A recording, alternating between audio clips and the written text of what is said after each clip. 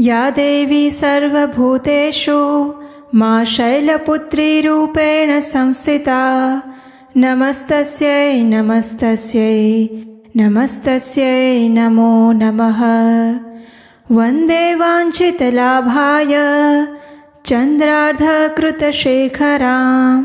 वृषारूढां शूलधरां शैलपुत्रीं यशस्विनीं। आज से आरंभ होने वाले शारदीय महानवरात्रि पर्व की आप सबको बहुत सारी शुभकामनाएं। देवी दुर्गा आपके और आपके परिवार के ऊपर हर प्रकार की सुख समृद्धि, उनकी भक्ति और उनकी विशेष कृपा बरसाएं, ऐसी हम प्रार्थना करते हैं। शारदीय नवरात्रि के आज पहले दिन की प्रातःकाल बेला में हम श्रवण करेंगे माँ शैलपुत्री की सुंदर पौराणिक कथा, और उसके साथ ही आज इस वीडियो के अंत में आपके लिए विशेष रूप से माँ शैलपुत्री की आरती भी है। एक ऐसा भजन, एक ऐसा गीत जिसे सुने बिना आपका ये कथा श्रवण अधूरा रह जाएगा और आज की नवरात्रि भी अधूरी रह जाएगी। तो अंत तक इस वीडियो को अवश्य सुनिएगा, और अगर अच्छा लगे तो अपने परिवार में सभी लोगों को शेयर कर दीजिएगा। तो चलिए, आज की नवरात्रि के पहले दिन हम माता शैलपुत्री की कथा का श्रवण करते हैं। शारदीय नवरात्रि के पहले दिन देवी दुर्गा के माँ शैलपुत्री स्वरूप की पूजा आराधना की जाती है। शारदीय नवरात्रि के प्रथम दिवस पर जब सृष्टि शक्ति का आवाहन करती है, तब माता शैलपुत्री की महिमा संपूर्ण गगन में गूंज उठती है। आकाश सिंदूरी हो जाता है, जैसे स्वयं प्रकृति देवी का स्वागत कर रहा हो। शांत, सौम्य और दिव्यता से परिपूर्ण माता शैलपुत्री का स्वरूप साक्षात आराधना का प्रतिबिंब है। उनके एक हाथ में त्रिशूल, दूसरे में कमल और वाहन के रूप में नंदी बैल विराजमान है, और ये सभी प्रतीक उनके अटल धैर्य, कोमल करुणा और स्थिर निष्ठा की ओर लक्षित करते हैं। पर्वतराज हिमालय की पुत्री होने के कारण देवी दुर्गा को शैलपुत्री के नाम से जाना जाता है। इस मनवंतर के आरंभ में दक्ष प्रजापति की अनेक पुत्रियां थीं। सभी गुणवान, चारित्र्यवान थी, लेकिन फिर भी दक्ष के मन में संतोष नहीं था। वो एक ऐसी पुत्री को प्राप्त करना चाहते थे जो सर्वगुण संपन्न हो और देवी दुर्गा का ही स्वरूप हो, जो सर्व विजयी हो। और इसी इच्छा से प्रजापति दक्ष ने एक कठिन तपस्या आरंभ की। अनेक वर्षों तक उन्होंने कठोर तप किया और आखिरकार देवी भगवती को उन्होंने प्रसन्न कर लिया। जब देवी दुर्गा उनके समक्ष प्रकट हुई तो प्रजापति दक्ष ने उनसे अपनी पुत्री के रूप में जन्म लेने का वरदान मांगा, और दक्ष प्रजापति की इच्छा को पूर्ण करते हुए देवी दुर्गा ने कहा, हे राजन, मैं तुम्हारे तप से प्रसन्न हूँ। मैं स्वयं पुत्री रूप में तुम्हारे घर पर जन्म लूंगी और मेरा नाम सती होगा। इस प्रकार देवी शक्ति ने सती रूप में दक्ष प्रजापति के घर जन्म लिया। देवी सती प्रजापति दक्ष की सभी पुत्रियों में सबसे श्रेष्ठ थी। बाल्यकाल से ही उन्होंने अनेक चमत्कारिक लीलाएं की, और ये देखकर स्वयं दक्ष प्रजापति भी आश्चर्यचकित रह जाते थे।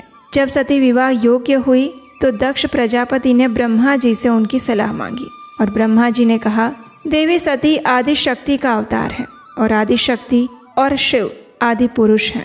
इसलिए सती के विवाह के लिए शिव ही उपयुक्त वर है। हालांकि दक्ष प्रजापति की इच्छा नहीं थी, लेकिन फिर भी उन्होंने ब्रह्मा जी की बात मानकर देवी सती का विवाह भगवान शिव के साथ करवा दिया। अब एक बार ब्रह्मा जी ने धर्म के निरूपण हेतु एक विशाल सभा का आयोजन किया था। उसमें सभी देवतागण विराजमान थे और भगवान शिव भी पधारे हुए थे। उतने में दक्ष प्रजापति का आगमन हुआ।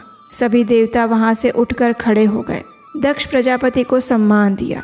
लेकिन भगवान शिव तो परम वैष्णव है। वे अपनी ही धुन में, अपनी ही भक्ति में लीन थे, और इसलिए ना उन्हें मान सम्मान से फर्क पड़ता है और ना ही उनका वास्तव में ध्यान प्रजापति दक्ष की ओर गया, और इसलिए वे प्रजापति दक्ष के सम्मान में खड़े नहीं हुए। और ये देखकर दक्ष प्रजापति को क्रोध आ गया।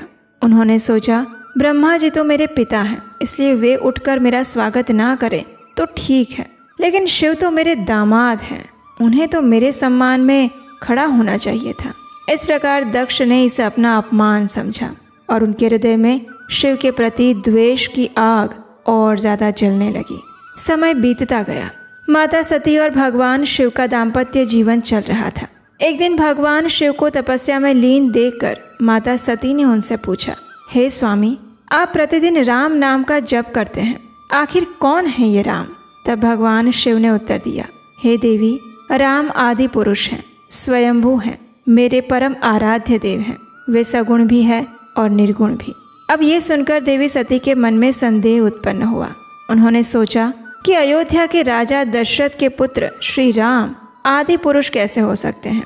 वे तो इसी क्षण अपनी पत्नी सीता के वियोग में दंडकारण्य वन में घूमते हुए रुदन कर रहे हैं, क्रंदन कर रहे हैं। ऐसे सामान्य मनुष्य की भांति लीला करने वाला मनुष्य परम भगवान कैसे हो सकता है? ये सोचकर देवी सती ने उनकी परीक्षा लेने का निर्णय लिया और वे पहुंच गई दंडकारण्य में भगवान श्री राम के समक्ष, लेकिन अपने स्वरूप में नहीं, देवी सीता के स्वरूप में। माता सीता का स्वरूप धारण करके वे जैसे ही भगवान श्री रामचंद्र के सामने पहुंची, उसी क्षण भगवान श्री राम ने उन्हें पहचान लिया। उन्हें हाथ जोड़कर प्रणाम करके उनसे कहा, हे माता सती, आप यहाँ इस घोर वन में अकेली विचरण क्यों कर रही हैं? भगवान शिव कहाँ हैं? जैसे ही देवी सती ने ये सुना तो वे आश्चर्यचकित रह गई। वो समझ चुकी थी कि ये सच में आदि पुरुष भगवान हैं। वे सिर्फ मनुष्य स्वरूप में लीला कर रहे हैं। इस परीक्षा को लेने के बाद उदास मुख से वे वापस कैलाश पर आ गई और आकर उन्होंने भगवान शिव से सारा वृत्तांत कह सुनाया। और ये सुनकर भगवान शिव ने कहा, हे सती, तुमने भगवान श्री रामचंद्र की परीक्षा लेने के लिए माता सीता का स्वरूप धारण किया था। अब तुम मेरे लिए पूजनीय हो गई हो। अब हमारे बीच पति पत्नी का संबंध नहीं रह सकता। ये सुनकर सती अत्यंत दुखी हुई और भगवान शिव इतना कहकर समाधि में लीन हो गए। अब दिन बीतते गए। एक समय दक्ष प्रजापति ने एक महान यज्ञ का आयोजन किया और उस यज्ञ में उन्होंने सभी देवताओं को आमंत्रित किया। यक्ष, गंधर्व, किन्नर, सभी देवता, असुर, पाताल लोक के निवासी, नाग लोक के निवासी, इस संपूर्ण सचराचर जगत में ऐसा कोई नहीं था जो दक्ष के उस यज्ञ में आमंत्रित ना हो, सिवा एक व्यक्ति के, और वो थे भगवान शिव और देवी सती। जब सती को इस बात का पता चला तो वो दुखी हुई। उसका मन किया कि मैं भी पिता के वहाँ यज्ञ में जाऊं, और वो पहुँच गई अपने स्वामी भगवान शिव के पास। सती ने भगवान शिव के पास जाकर कहा, स्वामी, मेरे पिता एक बहुत बड़ा यज्ञ कर रहे हैं, हमें भी उस यज्ञ में जाना चाहिए। ये सुनकर शिवजी ने कहा, देवी, आपके पिता ने हमें आमंत्रित नहीं किया है और जहाँ पर आमंत्रण ना मिले उस स्थान पर नहीं जाना चाहिए। लेकिन देवी सती को अपने पिता के घर जाने की उत्सुकता थी। उन्होंने शिवजी को मनाने का बहुत प्रयास किया और अत्यंत आग्रहपूर्वक उनसे कहा कि वो अवश्य ही जाना चाहती हैं। जब भगवान शिव के मना करने पर और समझाने पर भी देवी सती नहीं मानी तो भगवान शिव ने उन्हें अपनी आज्ञा दी और नंदी तथा अन्य गणों के साथ उन्हें दक्ष प्रजापति के घर पर जाने के लिए भेज दिया। देवी सती जैसे ही उस दक्ष प्रजापति के यज्ञ में पहुंची तो किसी ने उनका स्वागत नहीं किया और ना ही वहां पर उनके लिए कोई स्थान बनाया गया था। वहां सभी देवताओं के लिए हिस्से रखे गए थे, लेकिन भगवान शिव का कोई भाग नहीं था। तब सती ने पिताजी से पूछा, हे पिताश्री, इस श्रेष्ठ यज्ञ में सबके भाग दिखाई दे रहे हैं, लेकिन कैलाशपति भगवान शिव का भाग क्यों नहीं है? ये सुनकर दक्ष प्रजापति ने कहा, पुत्री, मैं तुम्हारे पति को देवता नहीं समझता। वो तो भूतों का स्वामी है, निर्वस्त्र रहता है, अस्थियों की माला पहनता है। वो देवताओं की पंक्ति में बैठने योग्य कहाँ है? वो तो निशाचर है, स्मशान में घूमता है, भभूत लगाता है। इस प्रकार कहते हुए दक्ष प्रजापति ने भगवान शिव की निंदा करना आरंभ कर दिया और भगवान शिव के लिए ऐसे अपमान पूर्वक वचन सुनकर सती को अत्यंत क्रोध आ गया। उनका मुख प्रलय काल के सूर्य के समान दमकने लगा। वे अत्यंत पीड़ा और अपमान से तिलमिलाते हुए कहने लगी, हाय, मैं ये शब्द कैसे सुन सकती हूँ? मुझे धिक्कार है। हे देवताओं, तुम सबको धिक्कार है। तुम भी उन कैलाशपति के लिए ये शब्द कैसे सुन सकते हो जो मंगल के प्रतीक हैं, जो क्षण मात्र में संपूर्ण सृष्टि को नष्ट करने की क्षमता रखते हैं। वे मेरे स्वामी हैं और नारी के लिए उसका पति ही स्वर्ग होता है। जो नारी अपने पति के लिए अपमानजनक शब्द सुनती है उसे नर्क में जाना पड़ता है। हे पृथ्वी, ध्यान से सुनो। हे आकाश, तुम भी सुनो। देवताओं, मेरे शब्द ध्यान पूर्वक सुनो। मेरे पिता ने मेरे स्वामी का अपमान किया है। मैं अब एक क्षण भी जीवित नहीं रह सकती। इतना कहकर देवी सती ने अपने शरीर की ज्वाला से अग्नि प्रकट की और दक्ष प्रजापति के उसी यज्ञ कुंड में कूदकर उन्होंने अपनी आहुति दे दी। यक्ष के यज्ञ में इस प्रकार देवी सती का अग्निदाह देखकर चारों ओर हाहाकार मच गया। जब भगवान शिव को इस बात का पता चला तो उन्होंने क्रोध में आकर वीरभद्र को उस यज्ञ को नष्ट करने के लिए भेजा और वीरभद्र और भगवान शिव के अनेक गणों ने उस संपूर्ण महान यज्ञ को ध्वंस कर दिया। देवता और ऋषि मुनि भागने लगे और वीरभद्र ने तुरंत ही दक्ष प्रजापति का सिर काट दिया और फिर भगवान शिव वहां पर आकर देवी सती के मृतदेह को लेकर संपूर्ण पृथ्वी पर तांडव करने लगे। वे स्वयं को भूल गए। उन्होंने देवी सती के जले हुए शरीर को कंधे पर रख लिया और सभी दिशाओं में भ्रमण करने लगे। उनके इस अलौकिक प्रेम को देखकर पृथ्वी रुक गई, हवा रुक गई और जल का प्रवाह ठहर गया। संपूर्ण सृष्टि व्याकुल हो गई और भयानक संकट को देखकर सृष्टि के पालक भगवान विष्णु आगे आए। उन्होंने अपने सुदर्शन चक्र से देवी सती के शरीर के अंगों को काटना शुरू किया और इस प्रकार देवी सती के शरीर के विभिन्न अंग 51 स्थानों पर गिरे। जब वे सारे अंग कट गए तब भगवान शिव पुनः अपनी सामान्य अवस्था में आए और सृष्टि के सारे कार्य फिर से चलने लगे। धरती पर जिन 51 स्थानों पर देवी सती के अंग गिरे थे वे आज शक्तिपीठ के नाम से जाने जाते हैं और आज भी उन स्थानों में देवी माता की पूजा और उपासना की जाती है। दक्ष प्रजापति की एक और पुत्री थी और उसका नाम था स्वधा। उसका विवाह पितरों के साथ हुआ था और इन पितरों की 3 मानसी पुत्रियां थी, मैना, धन्या और कलावती। अब एक समय ऐसा हुआ कि ये तीनों कन्याएं भगवान विष्णु का दर्शन करने के लिए श्वेत द्वीप में पधारी और उसी समय 4 कुमार भी वहां आ गए। इन चारों सिद्ध गणों को देखकर भी वहां उपस्थित सभी लोगों ने खड़े होकर उनका स्वागत किया, लेकिन पितरों की ये 3 कन्याएं अपने स्थान से नहीं हिली और ये देखकर चारों कुमार उन पर क्रोधित हो गए। उन तीनों को स्वर्ग से दूर होकर नर स्त्री बनने का श्राप दिया। इस अभिशाप को सुनकर तीनों कन्याएं उनके चरणों में गिरकर क्षमा याचना करने लगी।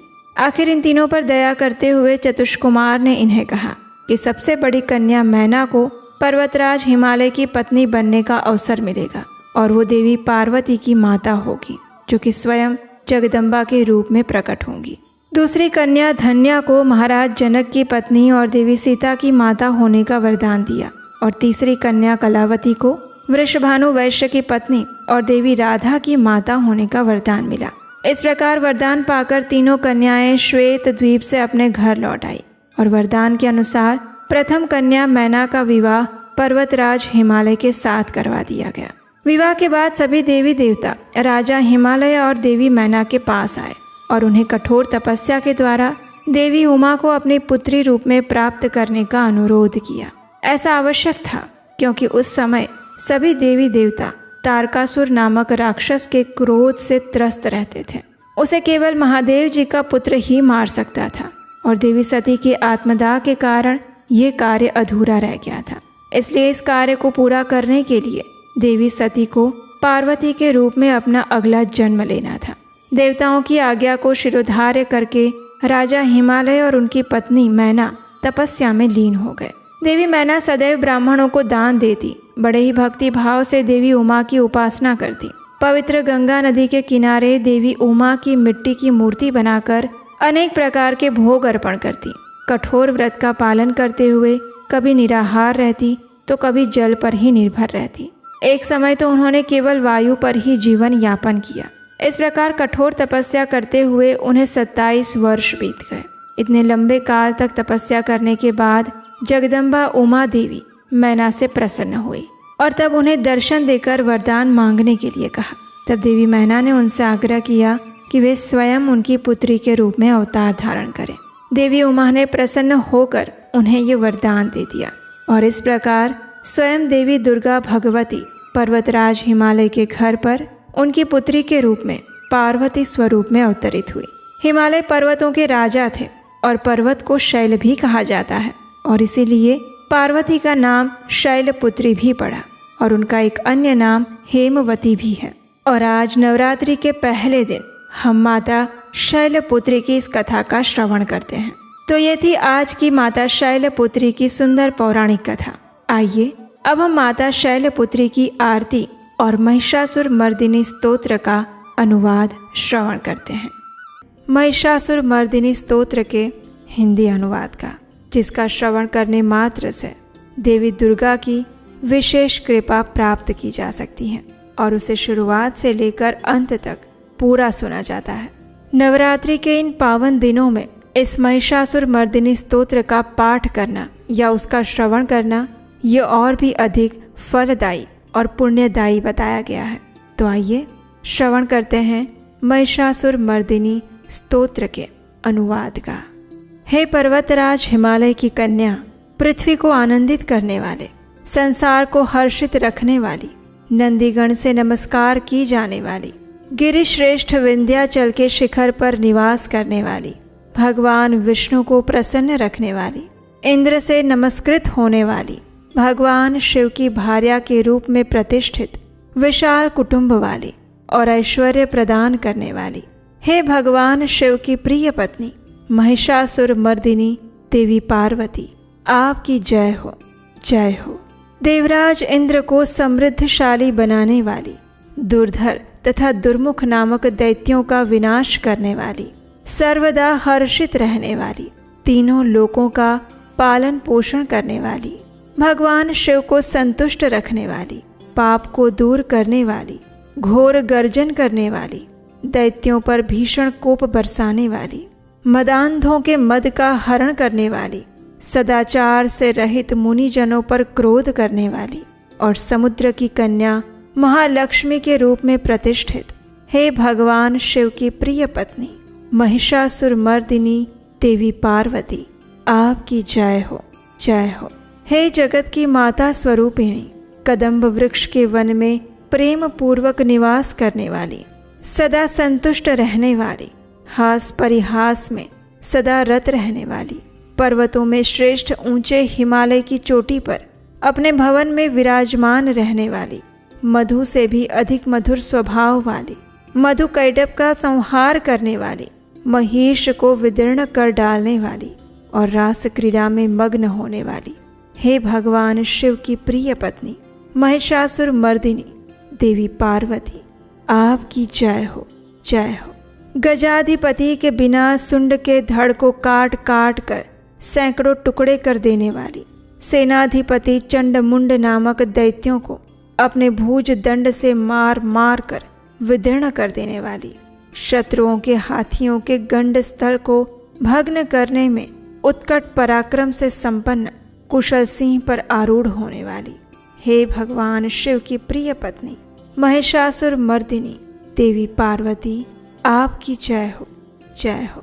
रणभूमि में मदोन्मत्त शत्रुओं के वध से बढ़ी हुई अदम्य और पूर्ण शक्ति धारण करने वाली, चातुर्यपूर्ण विचार वाले लोगों में श्रेष्ठ और गंभीर कल्पना वाले प्रथमाधिपति भगवान शंकर को दूत बनाने वाली, दूषित कामनाओं तथा कुत्सित विचारों वाले दुर्बुद्धि दानवों के दूतों से न जानी जा सकने वाली, हे भगवान शिव की प्रिय पत्नी महिषासुर मर्दिनी देवी पार्वती, आपकी जय हो, जय हो।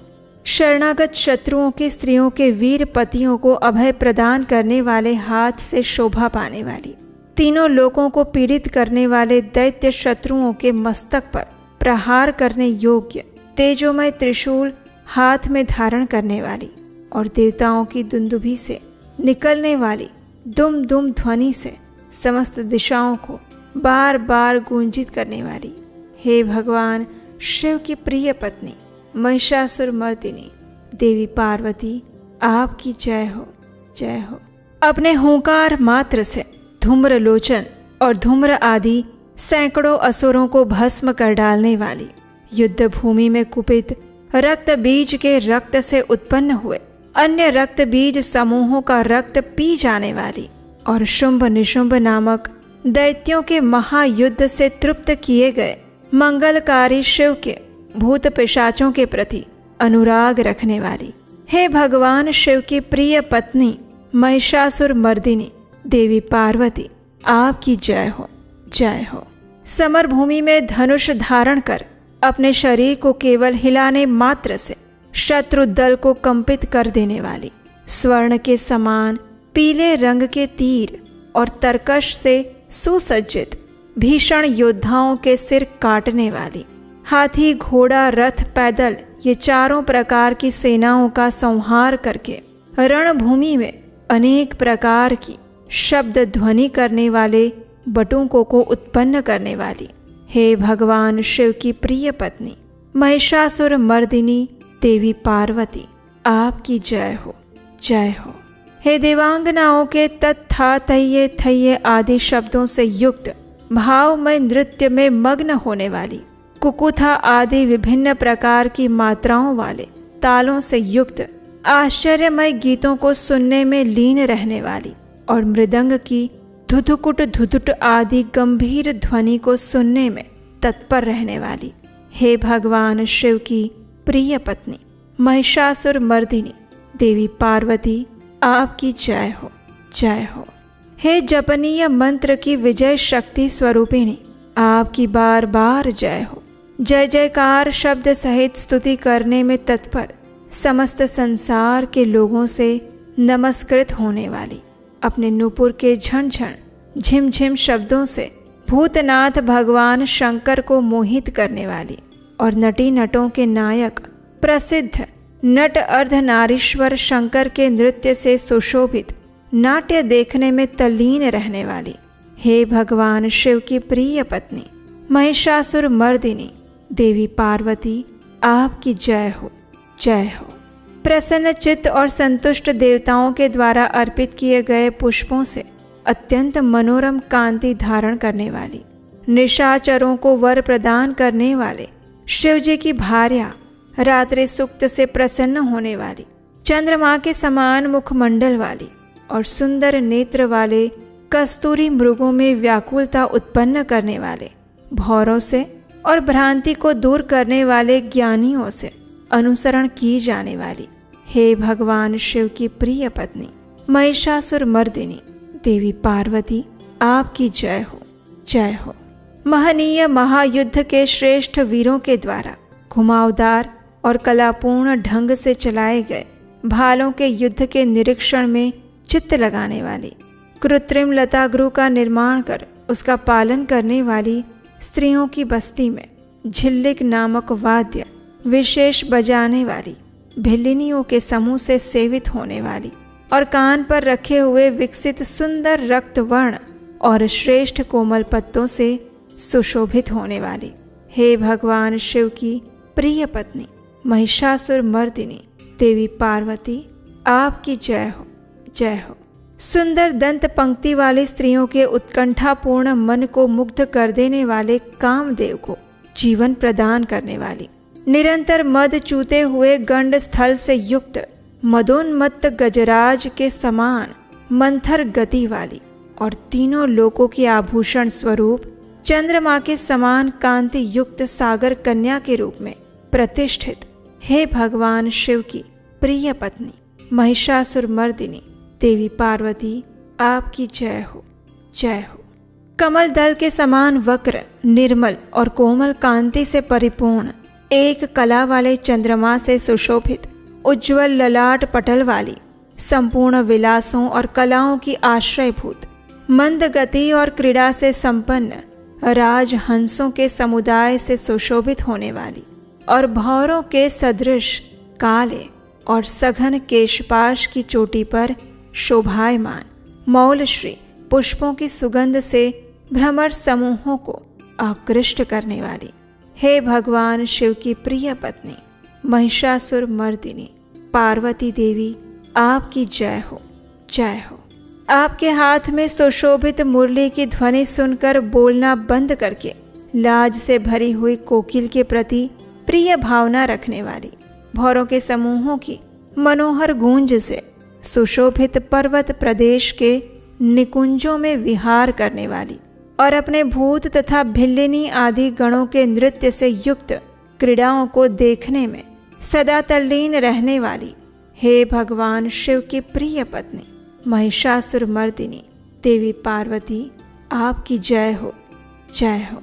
अपने कटी प्रदेश पर सुशोभित पीले रंग के रेशमी वस्त्र की विचित्र कांति से सूर्य की प्रभा को तिरस्कृत कर देने वाली, सुमेरु पर्वत के शिखर पर मदोन्मत्त गर्जना करने वाले हाथियों के गंड स्थल के समान वक्ष स्थल वाली और आपको प्रणाम करने वाले देवताओं और दैत्यों के मस्तक पर स्थित मणियों से निकलती हुई किरणों से प्रकाशित चरण नखों में चंद्रमा समान कांति धारण करने वाली, हे भगवान शिव की प्रिय पत्नी महिषासुरमर्दिनी देवी पार्वती, आपकी जय हो, जय हो। हजारों हस्त नक्षत्रों को जीतने वाले और सहस्त्र किरणों वाले भगवान सूर्य की एकमात्र नमस्करणीय, देवताओं के उद्धार हेतु युद्ध करने वाले, तारकासुर से संग्राम करने वाले और संसार सागर से पार करने वाले शिवजी के पुत्र कार्तिकेय से प्रणाम की जाने वाली और राजा सुरथ और समाधि नामक वैश्य की सविकल्प समाधि के समान समाधियों में सम्यक जपे जाने वाले मंत्रों में प्रेम रखने वाली, हे भगवान शिव की प्रिय पत्नी महिषासुरमर्दिनी देवी पार्वती, आपकी जय हो, जय हो। हे करुणामयी कल्याणमयी शिवे, हे कमल वासिनी कमले, जो मनुष्य प्रतिदिन आपके चरण कमल की उपासना करता है उसे लक्ष्मी का आश्रय क्यों नहीं प्राप्त होगा। हे शिवे, आपका चरण ही परम पद है। ऐसी भावना रखने वाले मुझ भक्त को क्या क्या सुलभ नहीं हो जाएगा, यानी सब कुछ प्राप्त हो जाएगा। हे भगवान शिव की प्रिय पत्नी महिषासुरमर्दिनी देवी पार्वती, आपकी जय हो, जय हो। स्वर्ण के समान चमकते घड़ों के जल से जो आपके प्रांगण की रंग भूमि को प्रक्षालित करके उसे स्वच्छ बनाता है, वो इंद्राणी के समान विशाल वक्ष स्थलों वाली सुंदरियों का सानिध्य सुख अवश्य प्राप्त करता है। हे सरस्वती, मैं आपके चरणों को ही अपनी शरण स्थली बनाऊं, मुझे कल्याण कारक मार्ग प्रदान करें।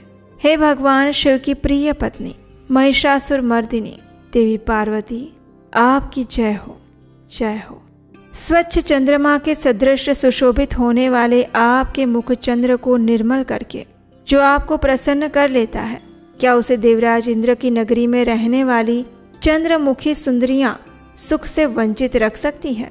भगवान शिव के सम्मान को अपना सर्वस्व समझने वाली, हे भगवती, मेरा तो ये विश्वास है कि आपकी कृपा से क्या क्या सिद्ध नहीं हो पाता है। हे भगवान शिव की प्रिय पत्नी महिषासुरमर्दिनी माता पार्वती, आपकी जय हो, जय हो।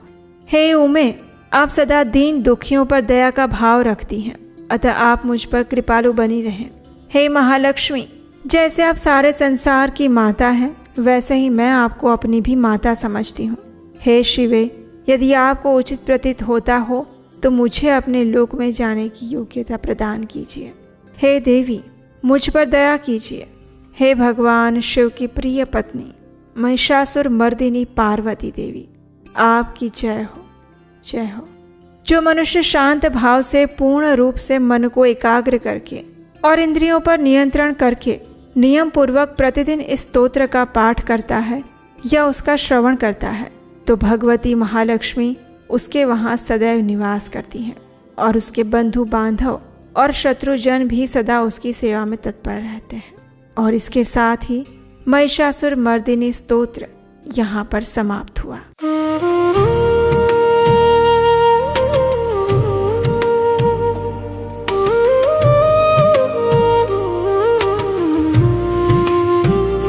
शैलपुत्री माँ बैल सवार, करे देवता जय जयकार। शिव शंकर की प्रिया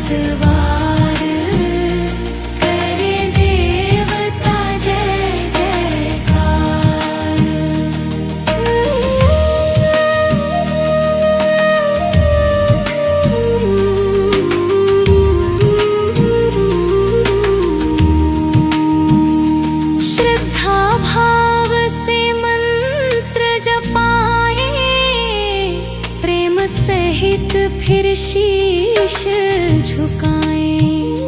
जय गिरिराज किशोरी अम्बे, शिव मुख चंद्र चकोरी अम्बे।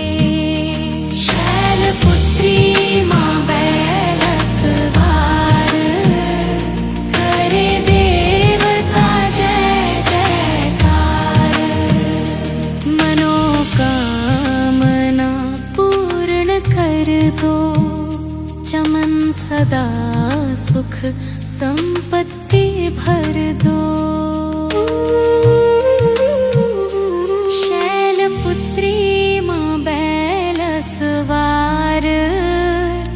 करे देवता जय जयकार।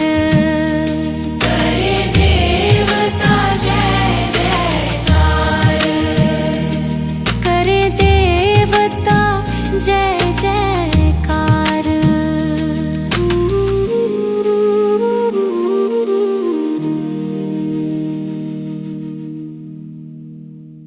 तो हमें आशा है कि ये कथा आपको अच्छी लगी होगी। इस नवरात्रि के पावन दिनों में देवी माँ भगवती, देवी दुर्गा की नित्य निरंतर कथा सुनने के लिए आपके अपने चैनल को सब्सक्राइब कर लीजिए। और अगर आपको हमारे द्वारा सुनाई जा रही ये कथाएं अच्छी लगती हैं, तो आप हमें आने वाली कथाओं को बनाने के लिए भी अपना आर्थिक सहयोग भेज सकते हैं स्क्रीन पर दिए गए नंबर पर। तो चलिए माँ दुर्गा के ब्रह्मचारिणी देवी स्वरूप को प्रार्थना करते हैं कि इस कलयुग में व्यक्ति के भीतर छुपे दुष्ट दानव यानी कि द्वेष, ईर्ष्या, गर्व, लोभ, क्रोध आदि का संहार करके हमें योग शक्ति प्रदान करें। हम अपने आध्यात्मिक तपोबल के माध्यम से परम भगवान श्री कृष्ण के आध्यात्मिक जगत को प्राप्त कर सकें। हरे कृष्ण।